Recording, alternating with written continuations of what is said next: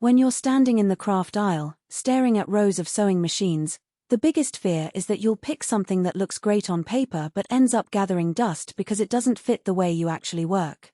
That hesitation is real, especially when you're looking at a combo that promises both sewing and embroidery. I'm going to walk through what it's really like to bring the Janome Memory Craft 1000 into a home studio, so you can decide if it's the tool that will actually move your projects forward. Link is in the description if you want to check the product details on Amazon. First off, the Memory Craft 1000 markets itself as a best of both worlds machine. That means you get a full suite of sewing stitches and a built-in embroidery module with 241 designs. In practice, the first thing you notice is how the machine feels when you turn it on. The power-up is quiet, and the LCD screen lights up with a clear menu layout. You don't have to scroll through endless submenus to get to a stitch. The most common options are right on the main screen. That simplicity matters when you're trying to finish a quilt block or add a monogram in the middle of a busy day. If you're a hobbyist who already sews regularly, the 300 built-in stitches are a genuine time saver.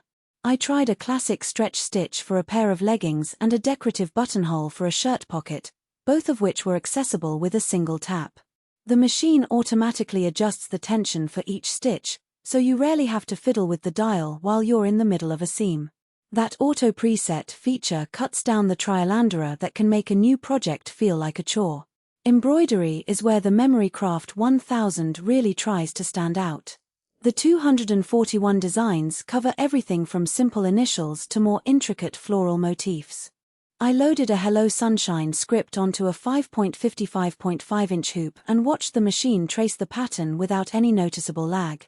The lever-based two-stage hoop tightening system feels solid. You press the lever, the hoop clamps down, and the fabric stays flat.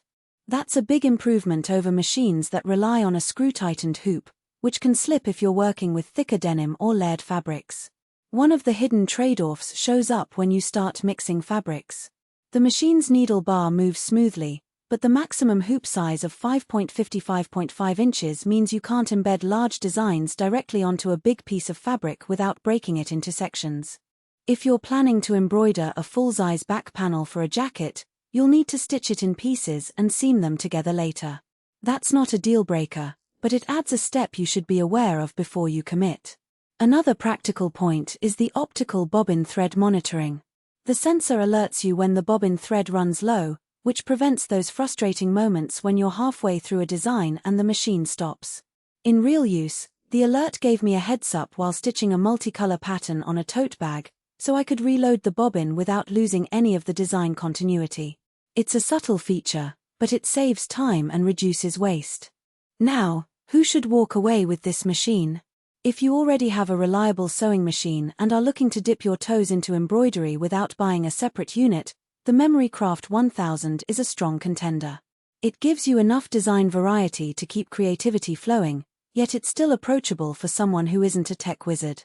Crafters who regularly make personalized gifts, think monogrammed towels, embroidered shirts for kids, or small home decor items, will find the built-in designs and easy hoop system especially useful. The machine also shines for small business owners who need to add branding touches to products without outsourcing. On the flip side, if your primary focus is heavy-duty quilting or you need a larger embroidery area for corporate-size logos, you might feel cramped.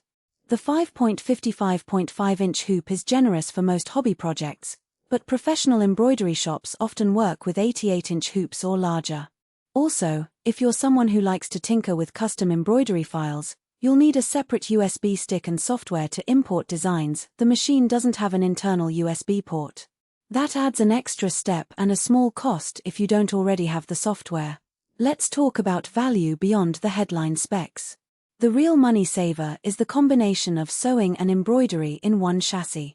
If you were to buy a dedicated embroidery machine with a comparable design library, you'd be looking at an additional $600 to $800. By consolidating the two functions, Janome effectively gives you a $200 $300 discount compared to buying separately. The auto preset stitches also reduce the number of accessories you need. You won't be buying multiple stitch regulators or extra bobbins as often. However, there's a subtle cost that's easy to overlook. The machine's weight, at just under 30 pounds, makes it portable enough to move between a home office and a spare bedroom.